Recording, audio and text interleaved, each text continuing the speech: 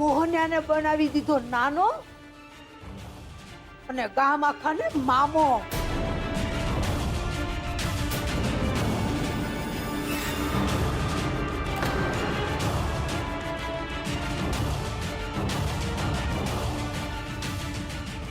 હું શું સાંભળી રહ્યો છું મોહન?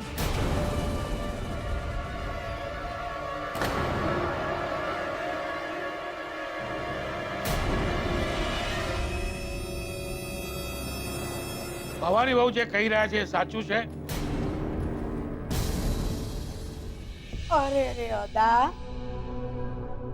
એનું નીચે નમેલું મોઢું જવાબ નથી આપી રહ્યું કે તમે પૂછવાની પંચાયતમાં પડો છો? અદા, હું તો સાચું કહું, તમે બરાબર ટાંકણે જ હાચા ટાણે ટપકી પડ્યા છો.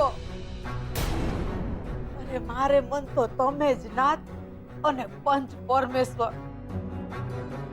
ફરમાવી કાઢો હુકમ અને ઠોકાવડાવી દો ઘરની બહાર નાત બારનું ફાટ્યું.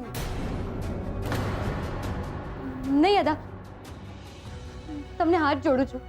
તમે બાની વાત સાંભળીને કોઈ ઉતાવળિયો નિર્ણય નહીં લેતા કે જેનાથી અમારો પરિવાર વિખરાઈ જાય. જે હકીકત છે એ કહેવા હું તૈયાર છું. અરે હકીકત નથી જાણવી છોકરી, માત્ર એટલું જ કે ભવાની વહુએ કહ્યું એ વાત સાચી છે કે નહીં? હા કે ના?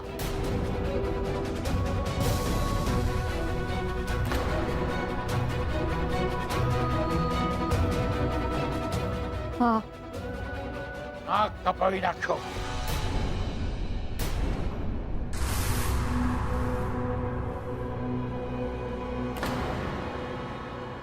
તારી છોકરીએ સાબિત કરી બતાવ્યું કે એમને ઓઢવા માટે આકાશ નહીં, ઘરમાં ખોદી રાખવા માટે રસોડું જોઈએ, રસોડું.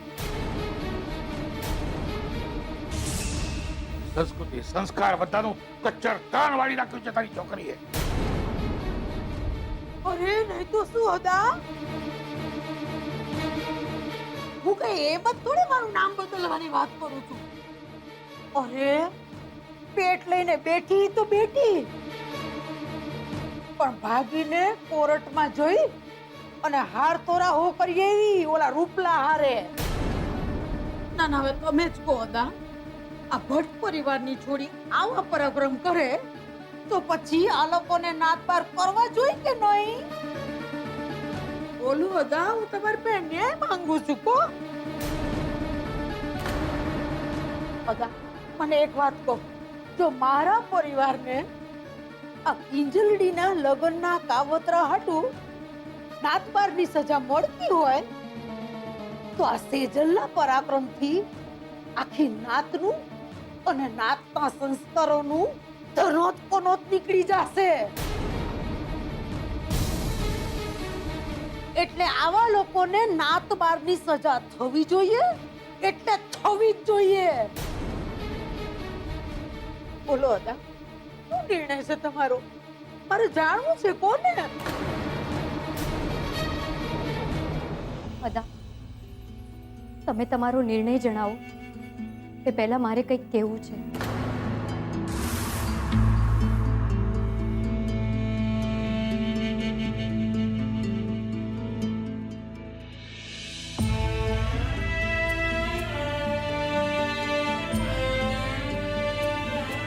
હું કબૂલું છું કે સેજલની ભૂલ થઈ ગઈ, પણ એ તો ઓલરેડી બીજી નાતમાં પરણી નાત પાર થઈ ચૂકી છે ને. કે મને એટલો તો વિશ્વાસ છે, મારી નાત એટલી નિષ્ઠુર નથી કે એક ગર્ભવતી સ્ત્રીને દંડ દે.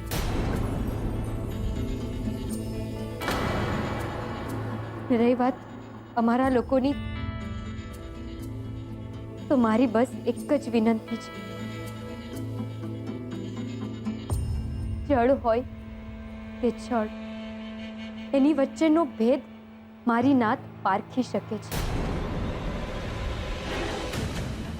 વિશ્વાસ છે મને, મારી નાત પારખું છે ને.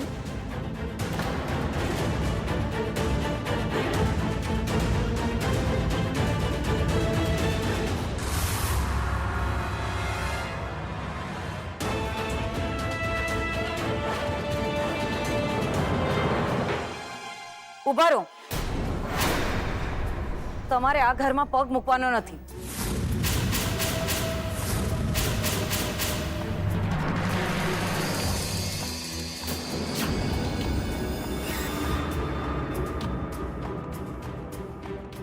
મમ્મી શું બોલી રહી છે તું? આ મેં કહ્યું ને, તમારે આ ઘરમાં પગ મૂકવાનો નથી. જ્યાં છો ત્યાં જ ઊભા રહી જજો.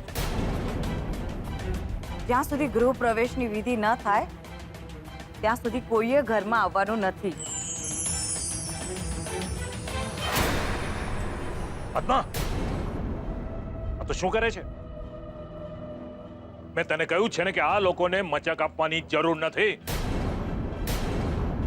અને છોકરી તું, મેં તને ચોખ્ખે ચોખ્ખું કહ્યું છે ને કે તારા જેવી વંઠેલ છોકરીનો ગૃહ પ્રવેશ મને મંજૂર નથી.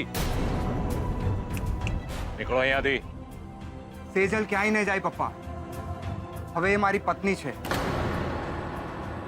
હું એની સાથે લગ્ન કરીને આવ્યો છું અહીંયા, અને આ ઘરમાં એનો ગૃહ પ્રવેશ એનો અધિકાર છે.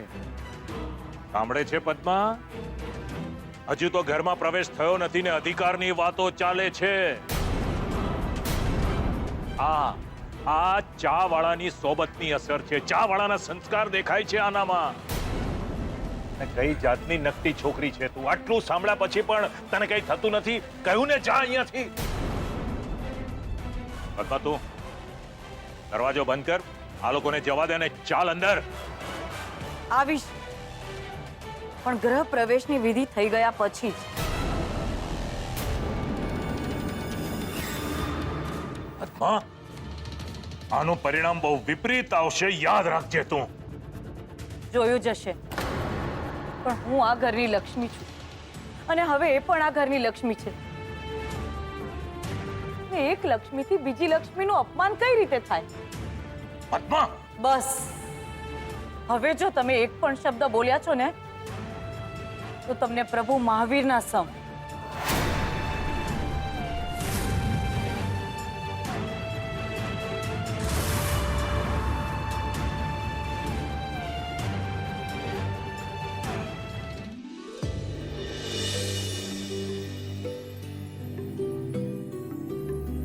સેજલ બેટા, આ ચોખાના કળશને તારા પગેથી ઘરમાં વેર, અને આ ઘરમાં અન્ન, ધન અને બરકત પર તારા પગલાની છાપ પાડી દે.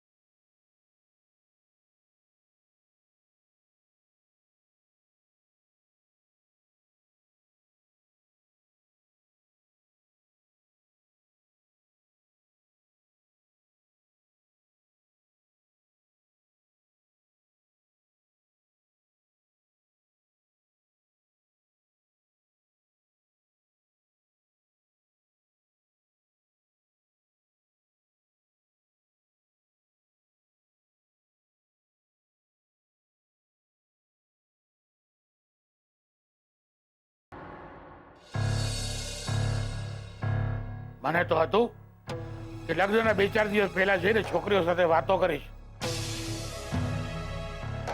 હવે એમ થાય છે કે જીવનમાં વધેલા જેટલા બધા દિવસો છે ને એ પણ ઉપરવાળો લઈ લે તો સારું.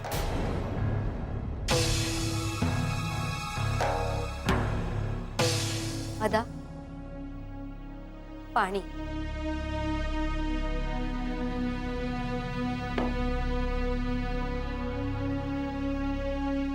આ ઘરનું પાણી પણ મારે માટે હરામ છે. અદા, તમે આ આખી વાતને ઊંધી કેમ લઈ રહ્યા છો? સેજલ રૂપેશ જીજુ સાથે લગ્ન કરવાની હતી, અને સેજલે રૂપેશ જીજુ સાથે જ લગ્ન કર્યા છે. બસ 2-4 દિવસ પહેલા તેમાં આટલો હોહા કરવાની શું જરૂર? શું બોલે છે એનું કઈ ભાન છે તને છોકરી?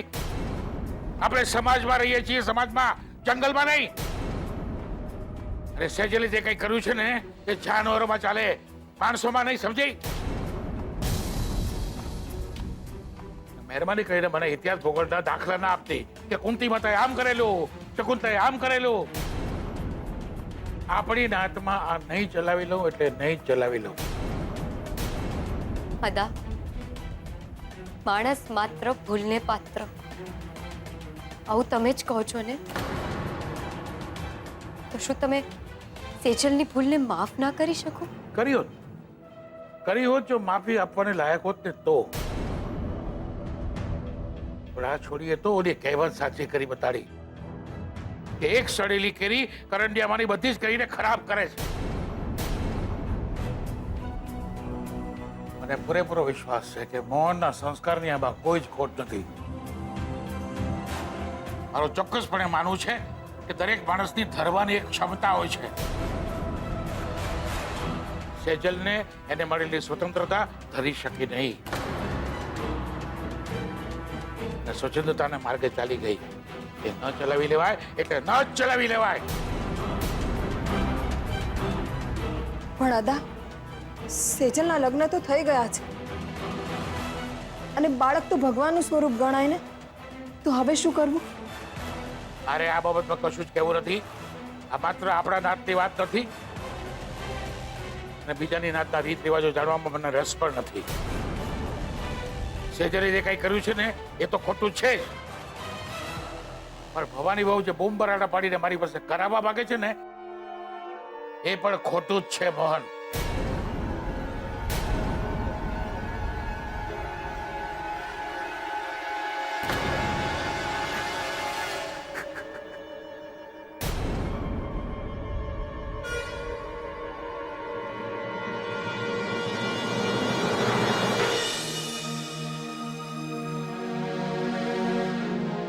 ખબર નહીં ત્યાં ઘરે બધા કેવી હાલતમાં હશે.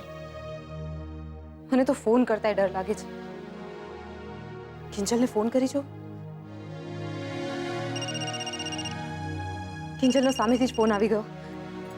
હેલો કિંજલ, કેમ છે પપ્પા? એમની તબિયત કેવી છે? એમનો મૂડ, એમનો ગુસ્સો?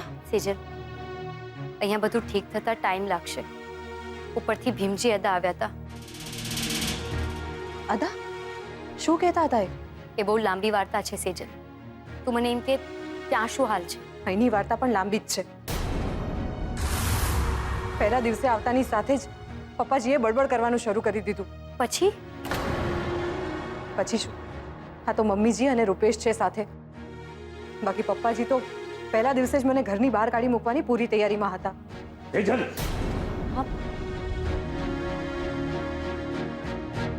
Hello hello Sejal. Oh no, લાગે છે માસુક અંકલ આવી ગયા અને એમને મારી બધી જ વાતો સાંભળી લીધી. હવે સેજલને કેટલું સંભળાવશે? શું હતું આ? મારી ગેરહાજરીમાં મારી કુથળી થઈ રહી છે. આવતાની સાથે જ તારું ચારિત્ર બતાવવાનું શરૂ કરી દીધું તે એમ? ના પપ્પાજી, મેં તો બસ એ જ કીધું છે જે તમે મારી સાથે કરી રહ્યા છો. તો તૈયાર રહેજે, હજુ ઘણું બધું કરવાનો છું તને આ ઘરની બહાર કાઢવા માટે. મારા રૂપેશને તે ફસાવ્યો છે પૈસાને માટે. બંગલો તારા નામે થઈ ગયો છે અને હવે આ પેટમાં બાળક લઈને ફરે છે જેથી અમે તને કંઈ કહી ન શકીએ. પણ ભૂલે છે છોકરી, આ માસુક સંઘવી એની પણ શરમ નહીં રાખે.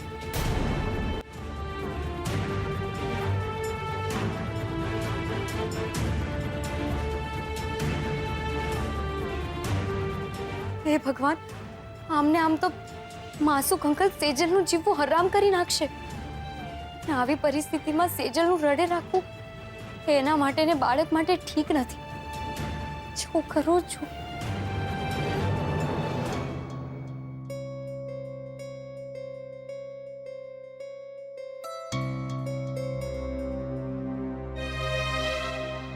અદા, હું તો બસ એટલું જ કહીશ કે સેજલથી ખરેખર મોટી ભૂલ થઈ ગઈ છે. પણ છોકરાઓ ક્યાંક ને ક્યાંક મોટા પાસેથી જ તો ખોટું શીખતા હોય છે ને. અને અહીંયા આ ઘરમાં તો ખોટું શીખવવાની આખી આખી નિશાળ જ છે. સરોજ બહુ, તમે એમ કહેવા માંગો છો કે આ નિશાળનું નામ ભવાની છે? હા દા, વાત જ્યાં સુધી મારે સહન કરવાની હતી ત્યાં સુધી તો બધું મેં સહન જ કરે રાખ્યું, અને આજે પણ સહન કરું છું. પણ હવે તો બાએ બધી હદ પાર કરી ચૂકી છે.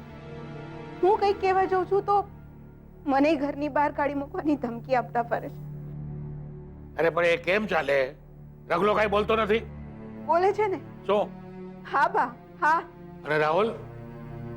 રાહુલ, દાદા તમે જેમ કહો છો ને એમ જ. કૂવો વંઠે કબૂતર બેઠું, ઘર વંઠે ભક્તાણું બેઠું. બસ એવી જ રીતે બા એમની ઈચ્છાઓને લાલચ રાહુલમાં પરોવી રહ્યા છે. અને ત્રણેવ માસુકભાઈ સાથે મળીને મોટા ભાઈને કેવી રીતે હેરાન કરવા ને આ લગ્ન કેવી રીતે અટકાવવા, બસ એના જ પ્રયત્નો કરી રહ્યા છે. ખરેખર તમારી વાત સાંભળીને મને વિશ્વાસ નથી બેસી રહ્યો.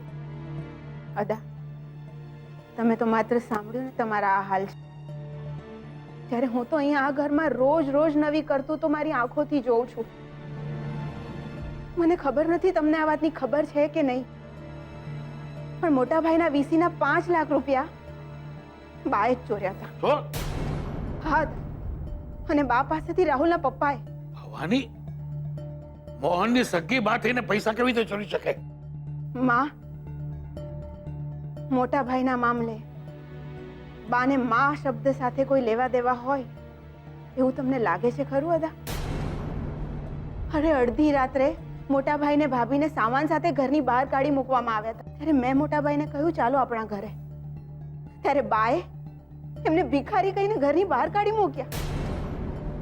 આ તો ભલું થાય રૂપેશ કુમારનું કે એમણે બંગલાની વ્યવસ્થા કરી આપી, નહીં તો અડધી રાત્રે મોટા ભાઈને ભાભી ક્યાં જાત? સરોજ બાબુ, અત્યારે મારે રૂપેશના વખાણ નથી સાંભળવા. ના દા, હું રૂપેશ કુમારના વખાણ નથી કરી રહી, હું તો માત્ર કહી રહી છું. અદા, અહીંયા આ ઘરમાં તો રોજ રોજ એક નવું નાટક ભજવાય છે. રાહુલ ક્યારેક મદ્રાસી તો ક્યારેક સરદારજીનો વેશ કરતો ફરે છે, કારણ કે પોલીસ એને શોધી રહી છે. અને રાહુલના પપ્પા માસુકભાઈ સાથે મળીને મોટાભાઈને કેમ કરીને હેરાન કરવા એના પ્લાન રચે છે. અને બા તો સીસીટીવી કેમેરાનું કામ કરે.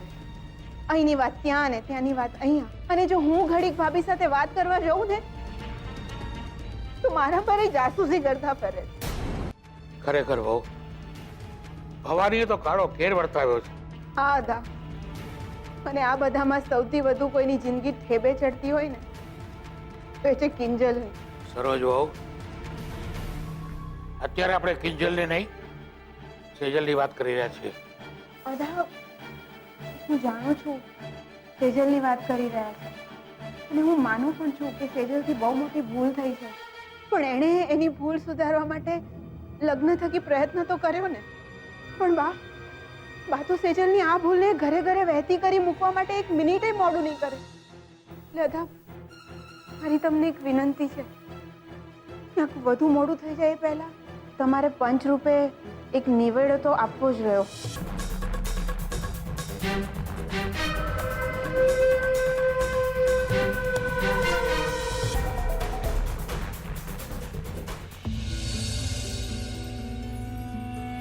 એ તો એમ જ છે ને કે પોતાની દીકરી જેવી દુનિયામાં બીજી કોઈ નથી. એની દીકરી એટલે કમાલની દીકરી છે. એ નથી જાણતો કે એની દીકરી એટલે ઉતાર છે, ઉતાર. પણ જાણે કોનો ઉતાર પેટમાં લઈને ફરી રહી છે. અરે જમાઈ ઘરમાં આવતા પહેલા તમે નાના બની ગયા છો મોહન ભટ્ટ. આ તમારી દીકરી પ્રેગ્નન્ટ છે.